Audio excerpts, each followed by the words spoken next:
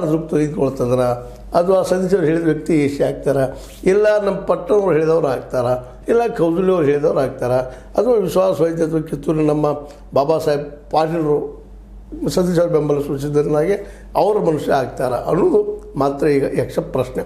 ಅದೇನೂ ಇರಲಿ, ಈಗ ಮಾತ್ರ ಇದು ಒಂದೇ ಘಟನೆಯಿಂದ ನಮ್ಮ ಅಶೋಕ್ ಪಟ್ಲವರಾಗಲಿ ಅಥವಾ ಮಹಾಂತೇಶ್ ಕೌದಲಿಯವರಾಗಲಿ ಜಿಲ್ಲೆಯ ಮೇಲೆ ಹಿಡಿತವನ್ನು ಸಾಧಿಸ್ತಾರ ಅನ್ನುವಂತೆ ದೂರದ ಮಾತು. ಯಾಕಂದ್ರೆ ಈ ಎಲ್ಲ ವಿಷಯದಲ್ಲಿ ಈಗಾಗಲೇ ಸತೀಶ್ ಅವರು ಇಡೀ ಜಿಲ್ಲೆಯ ಮೇಲೆ ತಮ್ಮ ಕಮಾಂಡನ್ನು ಮಾಡೋ ಜೊತೆಗೆ ತಮಗೆ ಬೇಕಾದಂಥ ಒಂದು ವ್ಯವಸ್ಥೆ ಸಹಿತ ಮಾಡ್ಕೊಳ್ಳಿಕ್ಕೆ ಹತ್ತಿದ್ದಾರೆ.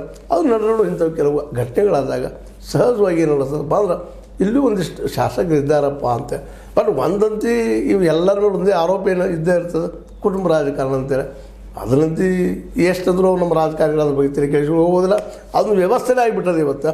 ಆ ಎಲ್ಲ ದೃಷ್ಟಿ ಇಟ್ಟುಕೊಂಡು ಎಲ್ಲರೂ ಈ ಏನು ಶಾಸಕರಿದ್ದಾರೆ ತಮ್ಮ ಮೂಗಿನ ನೀರಿಗೆ ತಮ್ಮ ಕೆಲಸ ಮಾಡ್ಕೊಳ್ಳೋಂಥ ಕೆಲಸ ಮಾಡ್ತಾ ಇರ್ತಾರೆ.